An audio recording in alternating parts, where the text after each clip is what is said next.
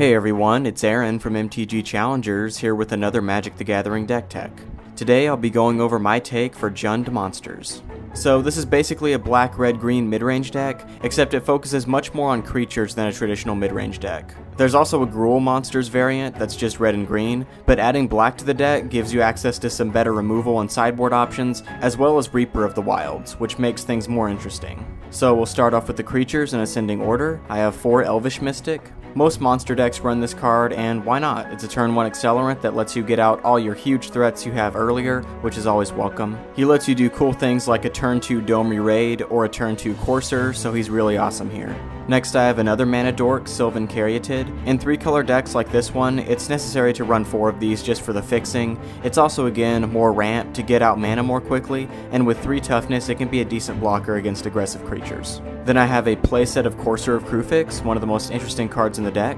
Amazing mid-range creature for a lot of reasons. By giving you 2 ways to play your lands, either from your hand or from the top of your library, he ensures that you will rarely miss a land drop, and letting you gain value from hitting those land drops makes him a great stabilizer up against things like burn and other aggressive strategies. The 4 toughness is also nice. It blocks stuff like Mutavault and Burning Tree Emissary all day long, and traditional burn decks will have a lot of difficulty dealing with him since they don't normally run Mizzium Mortars in the main deck. And to top it all off, its synergy with Domri Rade in the deck is just awesome. Next up, I have 4 Polukranos World Eater. A staple of both this, as well as the Gruul variant, he's really an amazing creature. A 5/5 creature for 4 is really awesome, but his monstrous ability is an absolutely amazing mana sink in the late game, and it can often be used to win you the game on its own. It might look really expensive, but in the late game, with 8 mana producing creatures in the deck, and Courser of Kruphix helping you hit all of your land drops, you're going to have a huge amount of mana, and I've been able to do it for 4, 5, 6, and up, no problem. It makes him just huge, and it clears out blockers so he can charge through and deal some serious damage to your opponent. There's a reason he's an automatic 4 of in these kinds of decks. Then I have the 1 black creature in the deck, Reaper of the Wilds, as a 4 of. A really amazing creature at 4 mana. It's surprisingly difficult to remove. Due to its colors, it dodges both Ultimate Price and Doomblade. It's too expensive to be hit by Abrupt Decay. Mizzium Mortars and Celestia Charm don't hit it. It's just an awesomely resilient creature that's going to stick around for quite a while. Scrying when creatures die is really awesome, and in the mirror matchup, you can use the Death Touch ability to take down a monstrous Polukranos or any other huge creature. If you play it wisely and leave mana open, it's just a great card and can win the game for you if you play it skillfully. And then I have 4 Stormbreath Dragon, standard staple ever since he was printed, and that's unlikely to change. A haste flyer is always amazing, comes in for 4 on the turn he comes into play. He's protected from things like Detention Sphere, Chain to the Rocks, Banishing Light, and Reprisal, and his monstrous ability might look expensive, but we build up mana very quickly in this deck, so making him a 7/7 flyer happens quite often. Just an amazing card overall, and one of the best creatures in the whole deck.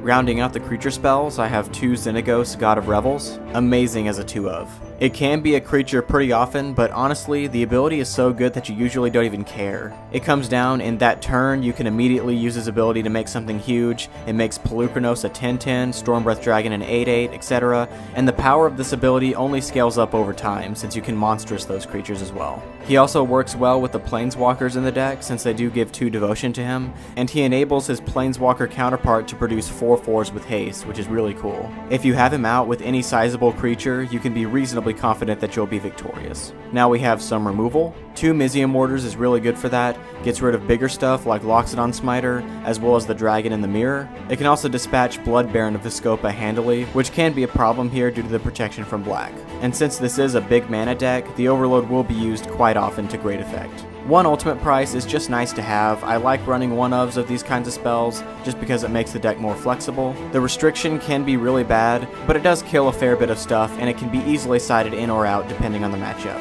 Next I have 2 Dreadbore. Since I do have access to both red and black here, and since black is more of a splash, I thought this would be a little bit better than Hero's Downfall for this deck. Since it's easier to cast here, it's cheaper, and sorcery speed isn't all that big of a deal. Beyond that, it's a removal spell. It destroys anything and everything without prejudice, which is always great. Specifically, it will destroy opponents' Domri Rades, and any other Planeswalker of course, and having an answer to Elspeth is really important for the deck since her -3 ability can be a real problem. And finally, I have the Planeswalkers of the deck. 3 Domri Rade is amazing here. With all the Scry lands, Courser of Kruphix, and 26 creatures in the deck, the +1 ability will often get you a card, and the -2 is really good for some more removal. We deal in huge creatures here, so you'll usually win in the event of a fight. And the ultimate is basically insta-win. I don't see how it's possible to get that ultimate off and still lose the game.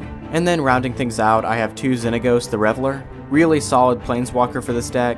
The +1 ability is great for just making a ton of mana for things like Polukranos and Stormbreath Dragon, either for actually casting them or getting their monstrous abilities off. Mizzium Mortars also works really well with it. The 0 ability is usually what I find myself using mostly. A 2/2 with haste each turn is just great, and you can use it a couple of times to maximize its +1 later on, which is cool. And then there's this ultimate, which is just kind of there. It looks good, but I don't really find myself eking to activate it.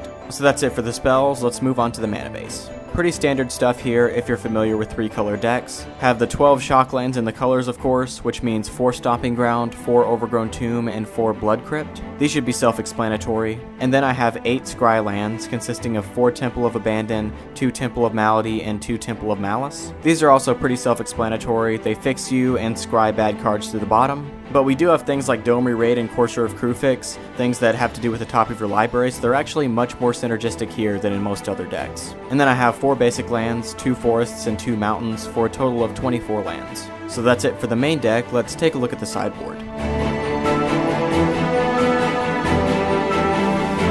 Starting things off, I have 2 Scavenging Ooze. Great card to have in the side, good up against both control, mid-range, and aggressive strategies. If they board wipe you with Supreme Verdict or something, you can play Scavenging Ooze the next turn and get a lot of value off of those creatures in the grave. It allows you to compete in sheer creature size with the mid-range decks, and the life gain can make it really difficult for aggressive decks to keep up. Then I have 3 copies of Thoughtseize. Just an all-purpose disruption and removal spell, gives you information about their deck, it disrupts just enough, and at 1 mana the 2 life is well worth it. I mean, it's Thoughtseize, it shouldn't require a huge amount of explanation. 3 Unravel the Aether is very necessary in this format to get rid of things like Thassa, Iroas, as well as removal like Detention Sphere and Banishing Light. It can also be used to pseudo-save your own stuff by getting it back into your library, so that's interesting.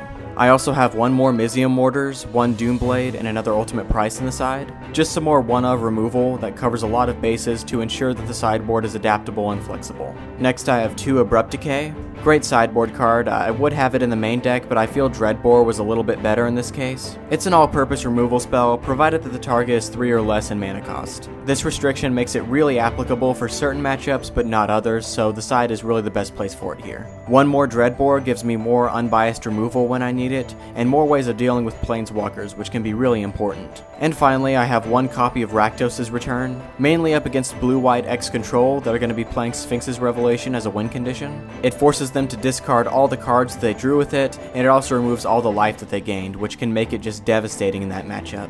So that's it for this deck tech. If you enjoyed it, feel free to check out our others. Be sure to subscribe to the channel, like the Facebook page, and consider making a donation if you'd like to support this project. Thanks for visiting, and if you like what you see, subscribe for more Magic the Gathering content.